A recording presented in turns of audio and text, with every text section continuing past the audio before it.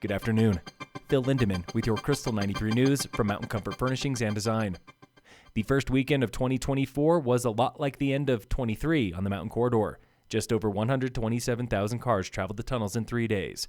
That was the busiest weekend of ski season, beating New Year's weekend by about 900 cars. But it was slower than the same weekend last year, by more than 8,000.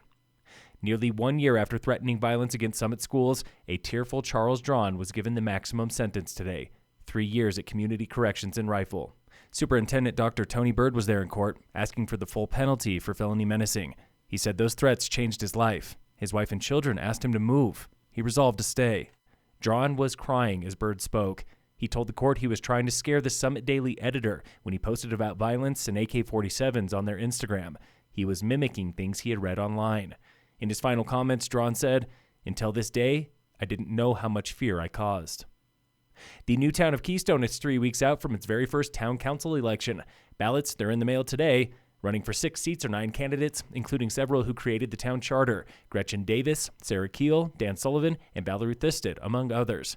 The only candidate for mayor is Ken Riley. He's the same guy who kickstarted the entire township campaign. You can meet your candidates this Thursday, 6 p.m. at the Keystone Center. Election day is January 30th. Keystone's election is the first in a historic year for elections.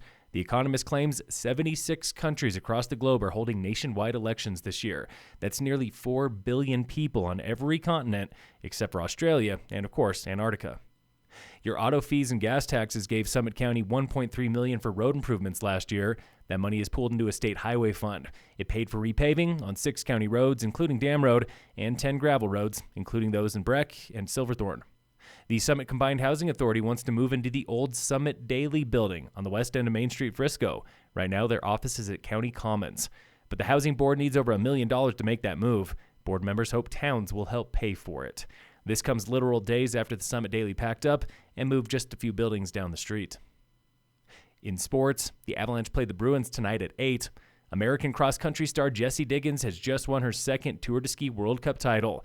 On Facebook, she admits she was in extreme pain from strained ribs, poor sleep, and mounting pressure, but her team held her together.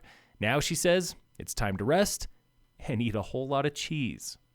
And in local sports, Summit High Alpine Ski Team has already qualified 20 athletes for the state meet in Giant Slalom, and they've only had one race day. Skiers are racing again this Friday at Beaver Creek. Cross-country ski season opens the same day at Tennessee Pass. Phil Lindemann, Krystal 93 News.